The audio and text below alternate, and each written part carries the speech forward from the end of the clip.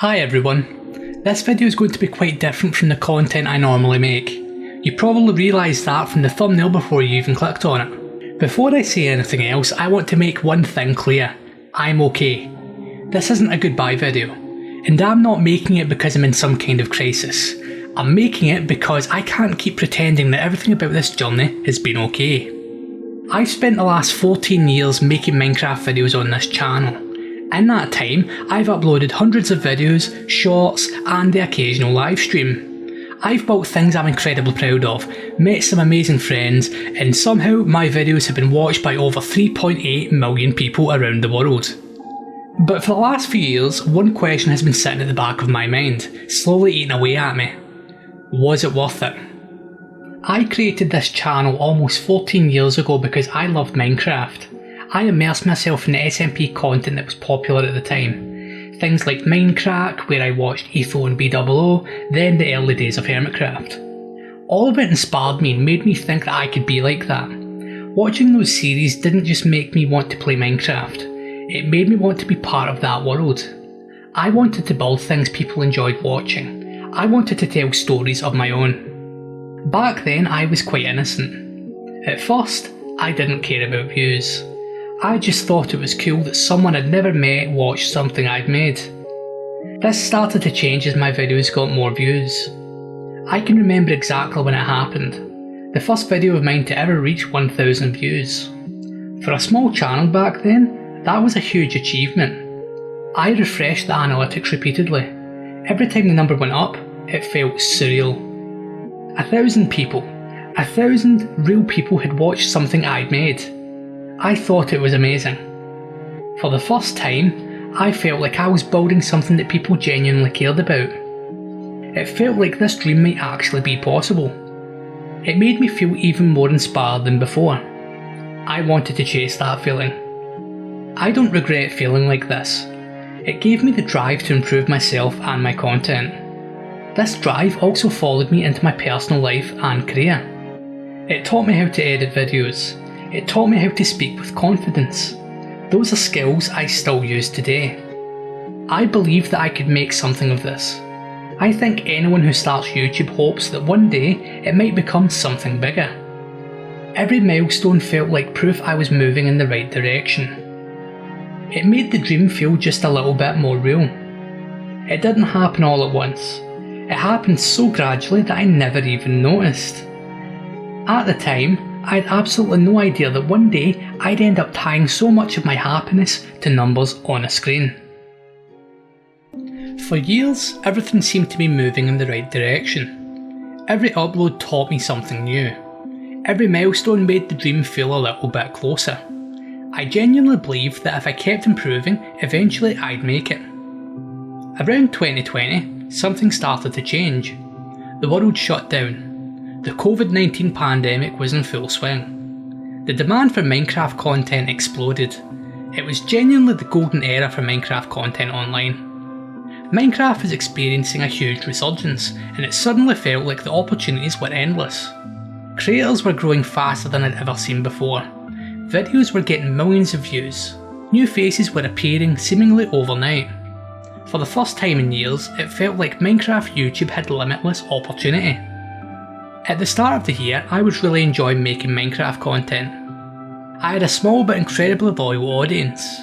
Some videos would slowly grow over the months and eventually reach tens of thousands of views. It wasn't explosive growth, but it felt steady and it felt sustainable. So when Minecraft exploded in popularity, I thought all that work was finally about to pay off. I started making small, incremental improvements to my content. Every video, I tried to improve something.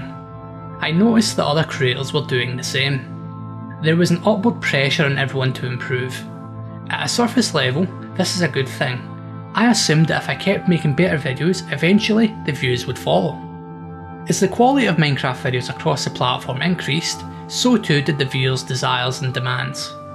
As more creators produced massive projects, cinematic editing and elaborate storylines, audience expectations changed with them. This became the trend. If you didn't follow it, you would be left behind. Whether that was actually true or not, that's what I came to believe. At first, I continued with my own style of content, but as the viewership started to dwindle, I made the change to this more trendy content. I told myself I'd just try it once. I convinced myself that I just needed to adapt. It didn't feel like I was selling out. I felt like I was trying to survive on a changing platform. The audience expectations were different, so I felt like I had to be different. I made my first hardcore video, and I really enjoyed the process. I was having a lot of fun with it. The views didn't come. I continued anyway because it was a lot of fun. Ironically, I actually enjoyed making hardcore videos more than my old content. This type of content requires very high standards, which leads to an even higher production time. One video became a month's work. A single upload became a project. Videos must be scripted and planned before recording. Editing goes from only taking a couple of hours to taking a couple of weeks. 52 videos a year suddenly becomes only 12 videos a year. Each upload brings more pressure. You become emotionally invested in it. It almost feels like an exam. Every time a video underperformed, I never blamed the audience. I blamed myself. I assumed I just hadn't made the video good enough. Imagine this. You've spent hundreds of hours creating something. You publish it. Within the first day or two, YouTube starts giving you numbers. Views, click-through rate, watch time, impressions.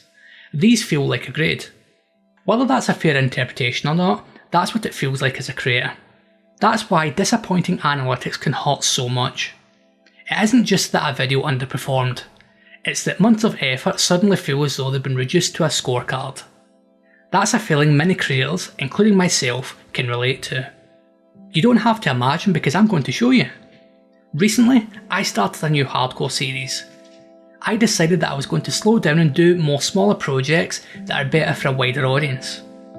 I started with a very trendy looking starter base.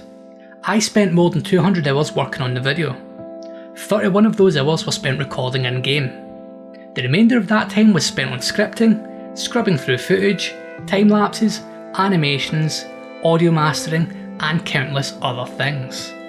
200 hours doesn't sound like that much time, but you must also remember that I have a job. I can't work on content all day every day. This is why it took months to release that video. I remember publishing it, convinced this was finally the one. It wasn't. I'm not saying this video was a failure. What hurt was spending hundreds of hours on something and realising that every new video would have to demand that same level of commitment just to stand still. I genuinely believed I'd done everything right. For the first time in a long time, I couldn't think of anything else I could have improved. It might be a surprise to some of you that I have a job. A few years ago, I had to come to the unfortunate realisation I'd been avoiding. My YouTube channel would never be a career for me. From 2018 to 2022, I was in higher education. During those years, I could still convince myself that YouTube might eventually become enough to support me. Once I graduated, that illusion disappeared. Up until that point, I'd been treating YouTube like a career. I couldn't afford to do that any longer. I needed stability, so I went looking for work and got a job. Getting that job wasn't a failure. It was the next logical step. Working left far less time for the increasingly demanding style of content I felt that I needed to make. I continued anyway. There wasn't a single moment where I realised something was wrong. It happened so gradually that I barely noticed. One video took a little longer, then the next one, then the next. The expectations kept rising. The pressure kept building, year after year, until eventually I had to stop and ask myself a question. If working harder wasn't enough, what was? For years I believed the answer was simple. Make better videos. The problem is that I believed YouTube was a meritocracy.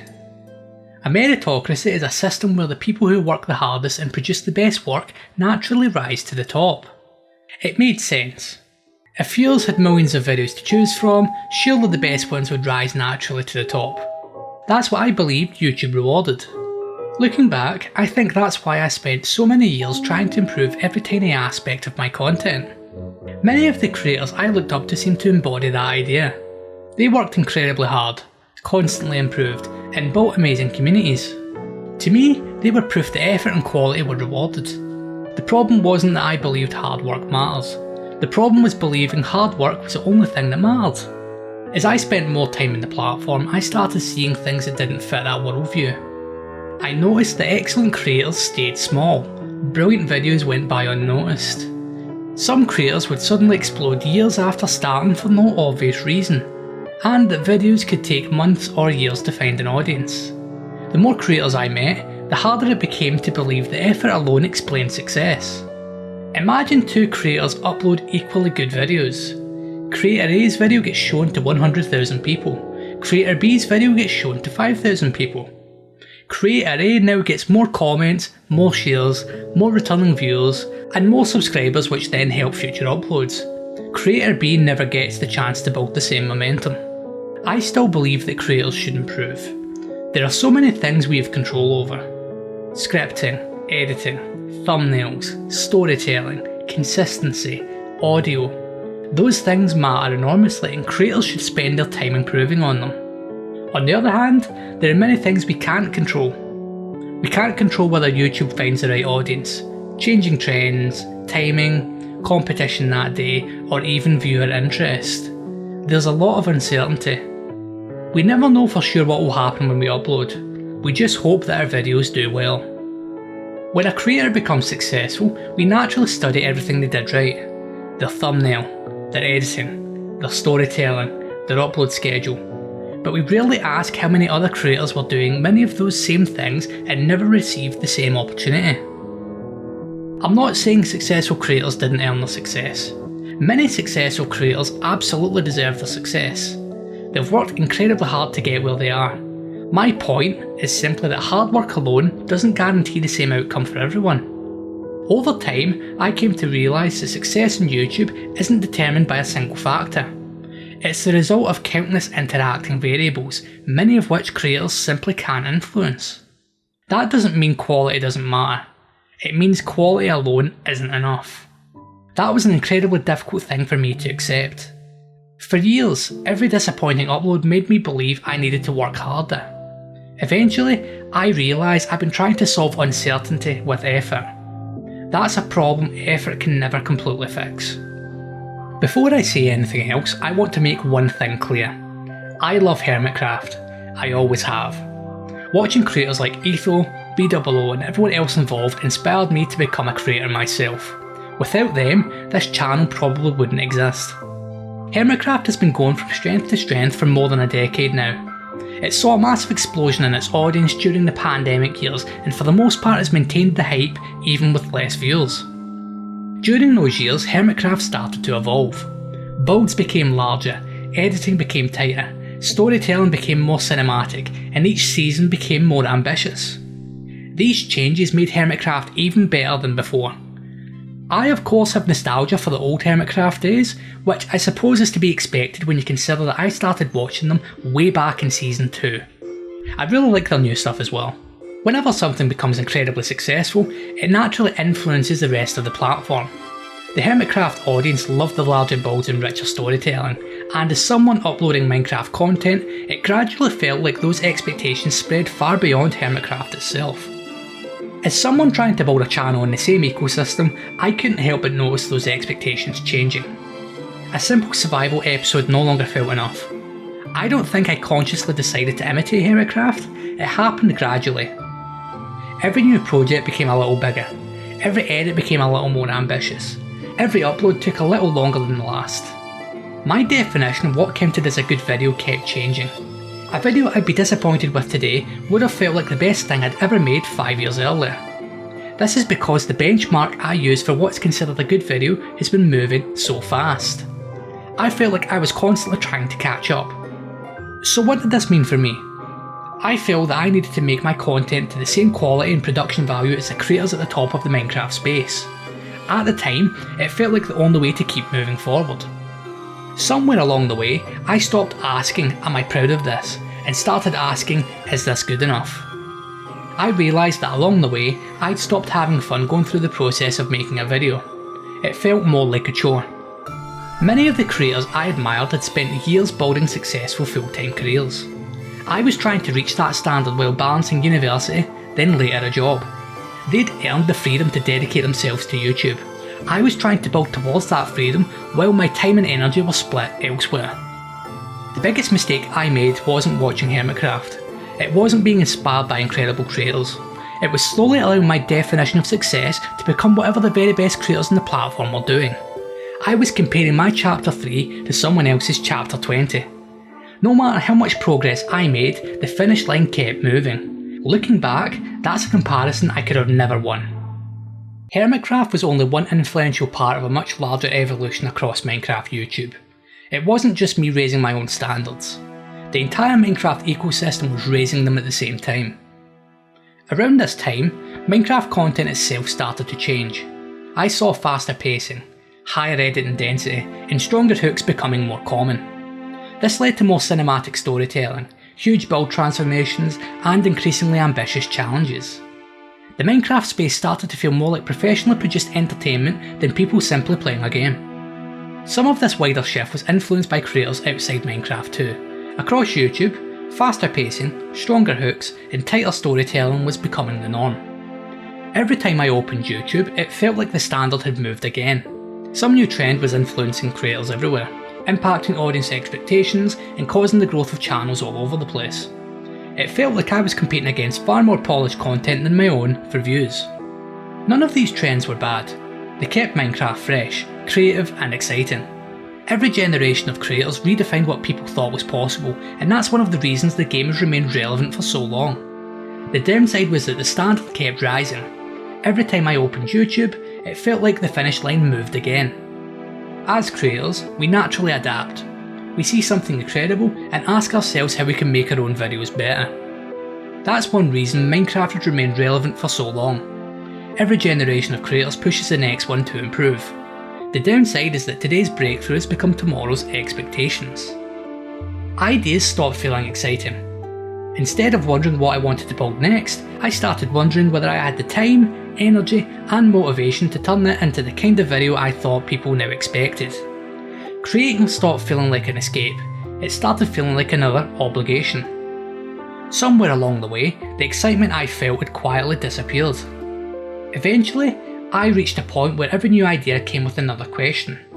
How much work was it going to take? So naturally, I started looking for answers. If working harder wasn't enough, then maybe someone else had already figured out the secret. So I started doing what a lot of other creators do. I searched for answers. YouTube is full of creators giving advice on YouTube growth. Many of them have entire businesses focused on the topic. I thought that they would have the answers. I felt they knew what they were talking about, otherwise they wouldn't be trusted. I genuinely wanted to improve. I wanted to make better videos and was willing to learn. Many creator advice channels don't outright promise success if you follow their tips, they imply it. It's typically things like thumbnail mistakes killing your channel, why your videos don't get views, the secrets to retention, or that the algorithm will reward one thing you do. Individually some of these are useful, but collectively they create the impression that there's a formula waiting to be discovered. The more advice I consumed, the more I realised that much of it revolved around the same core principles.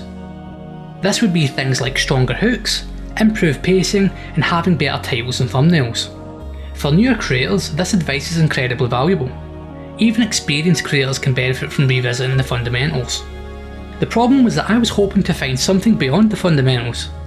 After every upload, I'd find myself back on YouTube searching for another answer.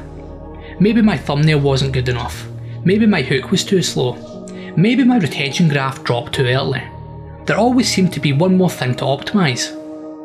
The frustrating thing was that most of the advice wasn't bad. Better thumbnails do matter, better storytelling matters, stronger hooks matter. The problem was believing that mastering all of those things would remove uncertainty. The question I was asking myself was, how do I remove uncertainty? The uncomfortable answer is that you can't. No amount of advice or coaching can guarantee a particular outcome. I eventually tried some of the paid coaching as well. I hoped that paying for personalised advice would reveal something I'd somehow overlooked. Instead, I found myself hearing many of the same ideas I'd already encountered for free. I'm not saying that coaching is worthless, I'm saying that it didn't answer the questions I was actually asking. I kept searching because I believed there had to be one piece of advice I'd somehow missed. Eventually, I realised I wasn't looking for better editing tips, I was looking for certainty. So what happened next? I became obsessed with packaging. One piece of advice I heard over and over again was that thumbnails matter. They're right. If a thumbnail isn't eye-catching enough, a viewer will just scroll by. A thumbnail should make you stop and think. It should capture you in that moment. It should make you curious. If you can get a viewer to do that, chances are they will watch the video. My content revolves around complex ideas. Things like industrial districts, storage systems, and other infrastructure. Those things are interesting once you understand them. A thumbnail doesn't have that luxury.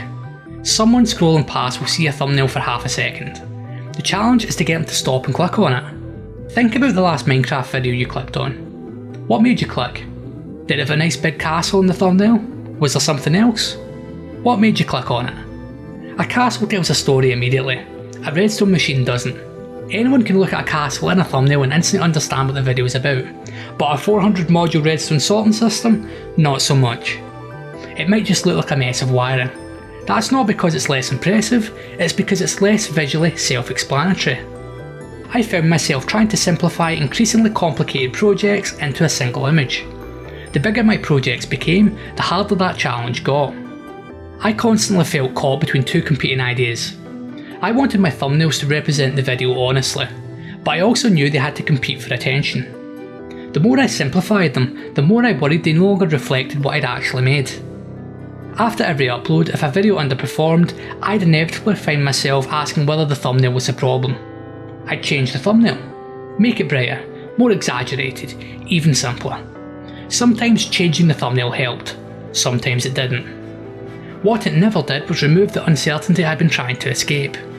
I'd often spend almost as much time questioning the thumbnail as I did enjoying the fact that I'd finally finished the video. I eventually realised that thumbnails aren't there to explain everything. They're there to make someone curious enough to find out. The problem was that I'd spent years trying to make a single image carry the weight of hundreds of hours of work.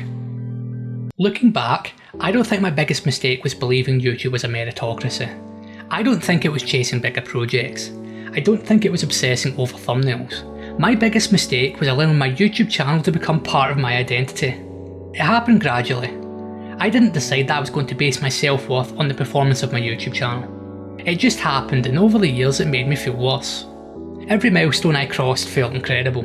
What I didn't realise was that each one made my sense of self a little more dependent on the next. It gets to a point where success becomes expected, almost as if you deserve success. At first, 100 views felt amazing. Then years later, 1000 views felt disappointing. This isn't because I'm ungrateful, it's because my identity changed. When YouTube became part of my identity, every upload stopped feeling like feedback on a video. It started feeling like feedback on me. Any criticism felt like an insult on my character. It seriously impacted my mental health. Upload day stopped being something I looked forward to. It became something I dreaded.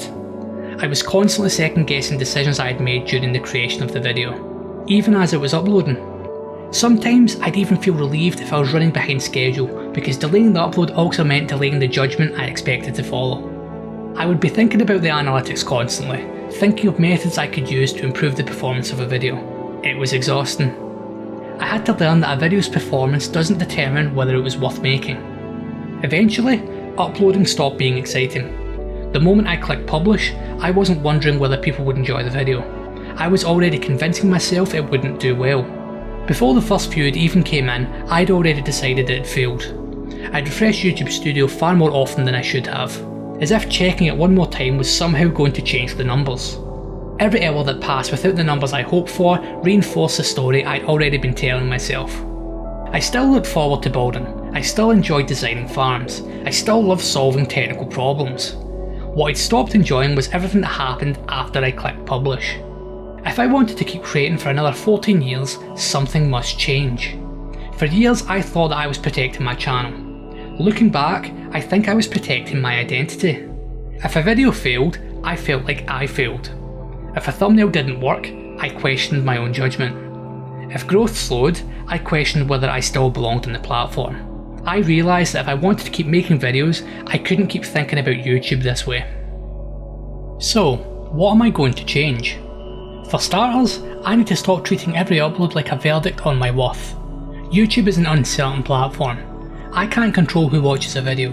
I can only control the quality of the work I produce.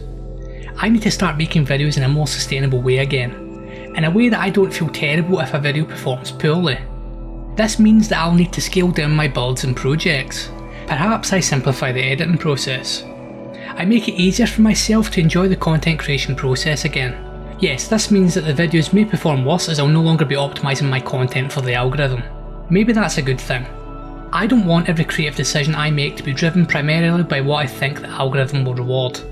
I want my content to have personality again, something I can be happy with, something where I don't feel the need to compare myself to others.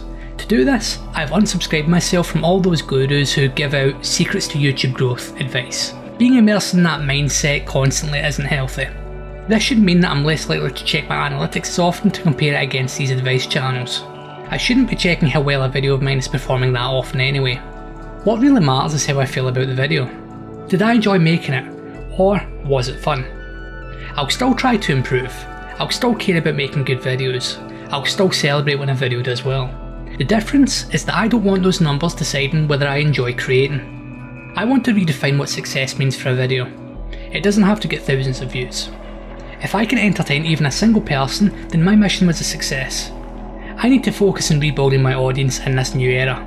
I have almost 19,000 subscribers, many of whom probably haven't seen one of my videos in a long time. Totally understandable with my rare uploads. It's time to change. It's time to start enjoying the video creation process again. It's time to rebuild. To make things easier and more sustainable, I'm going to stop completely scripting my videos. Not sure if you noticed, but every video I've released recently has been scripted. If you're new to the channel, check out the hardcore series from this year and you may notice what I mean. Instead, I'll be moving back to a live commentary style. If you don't know what that is, it's the way the people in HermitCraft record. This means the video production process will be simpler. Adding to this, I'm going to attempt to cut editing times down substantially. Right now, I spend far more time editing than I do playing the game. That's boring. It should be the other way around. To do this, I'll need to cut the amount of fancy animations and other post-processing things like that. I'll be keeping some of them for videos that require more educational bits. The way I was doing them in my latest hardcore video is faster than previously. I set up templates that are easy to use in large quantities. Another major change I'll be making is to my time lapses. Right now, I record some commentary to play over the time lapses. The whole reason I started doing this in the first place was to increase retention. I'm no longer optimising for that. Instead, I'll find some catchy time-lapse music to play. The talky bits I was doing before will now be done live after the time-lapse. Recently, I closed down the public-facing part of my community Discord server. I recently came to the decision that I no longer wanted to maintain an environment like that. It requires a lot of extra work, especially if you want to have an active community. Instead, from here forward, it will act as a notification area for videos, so if you want a Discord ping when a new video goes live, join it. Who knows, in a few years' time I may reopen it when content stabilises again. To help with the mental health aspect of everything, I've been setting aside time for other things. I play other games with friends. War Thunder has been a big one as of late. I've spent far too many hours on that recently. I've also been making time to read. I recently got into the Warhammer 40,000 fandom and I bought 9 books. It's been an entertaining read so far. I'm taking time to enjoy life again. 14 years ago I started making Minecraft videos because it was fun. Somewhere along the way I forgot that. I'd like to find that feeling again. If you've watched my videos over the years, thank you. Whether you've been here for 10 years or found the channel yesterday, you've been part of this journey too. This video was real awkward for me to make. I've been thinking of doing it for over a year, and now it's done. It's hard to put how you truly feel about something you love into writing like this. If any of my fellow content creators have watched this video and have felt similar at times in their journey, I hope this helped. I've been dealing with these feelings for years without help, and I'm happy I'm at the point where I can move on. This video wasn't made to go viral. It was made for me to get some perspective. It's helped me to get into a healthier mindset and to have hope for the future of the channel. None of this is the fault of people watching my videos. If anything, you've been the reason I've kept making them for so long. I'd like to encourage anyone who's still watching up to this point to leave a comment with your thoughts. I'm sure every creator has felt like this at some point. I'd love to know how everyone worked through this. I want to mention quickly that I have a few videos in various stages of completion yet to release. I'll get them finished and out to you as soon as I can. They're almost done. Then we can move on. I also want to give you a sneak peek at my next large scale project. For the past few minutes, you've seen some panning shots for massive mountain range. I've been building this in survival mode in the Forever SMP server for the past 7 months and have placed more than 6 million blocks so far. The project is far from completion. Expect a video on it sometime within the next decade. Nah, I'm joking. Yeah, sure it's a big build, Almost 5,000 blocks from one side to the other. I'll have a video out about it real soon hopefully. So, were the last 14 years wasted? No, but I did waste years thinking about YouTube in a way that made me miserable. I was chasing a version of success that I thought would finally make me happy. I don't know what the next 14 years of the channel will look like. Maybe they'll be bigger than the last 14, maybe they won't. But for the first time in a long time, I want to make videos because I enjoy making them, not because I'm trying to prove something. Thank you, and goodbye.